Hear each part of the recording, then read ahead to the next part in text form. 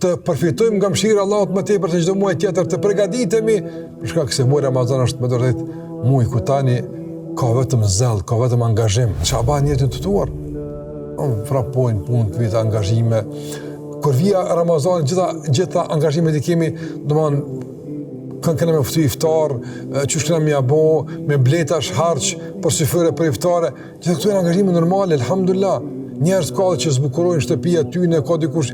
Forma ndryshme njerëzit doin me prit Ramazanin. Këto janë çështje personale. Po ku është përgatitja e zemrës? Ku është tolisja e shpirtit para se marr Ramazanin?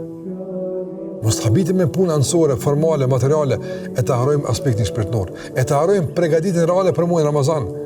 Me agjërim, me namaz, për mendje Allahut, me sadak, dorëdhënie, edhe bamirësi, me kërkim falje, me falje ndaj atyre që na kërkojnë falje, po edhe kjo është për rëndësi.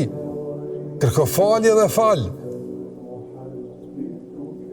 Si përgatitje për Ramazan. Dhe si gjithashtu një gjendje përmes të se dëshmojmë për Allah të keqardhjen për raportimin që bëhet për neve. Raportim do shta ju i mirë në raport me punë të këqija, ka se ka mëkate që si mi penduar, vazhdojmë tu. Po dhe raportimi i vëbekt, i zbet, kuptim me punë të mira, qëfar ke bo? Sa është e pasur aja fletore, aja regjist me punë të mira që ku të raportohet me të vërtet, me qenë një listë gjatë e punë të mira që ke bërë. Për gjitha këtu du të më mendu të nërëshqipos. Për të gjitha këto du të më mendu. Ande për gjitha këto realisht është muaj Shaban.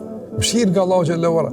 Kur na ka mësuar që me të vërtetë në muaj caktuar të furnizohemi, të përfitojmë nga mëshira e Allahut më tepër se çdo muaj tjetër, të përgatitemi, për shkak se muaji Ramazan është me të vërtetë muaj ku tani ka vetëm zell, ka vetëm angazhim. Nuk ka më atje ku për planifikim do ta bëj kur kimë bëmo.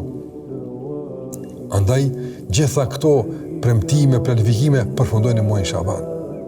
Këtu fillojnë praktikën, trajnime dal nga dal, ndërsa pastaj zbatimi dhe zelli është në muajin Ramazan.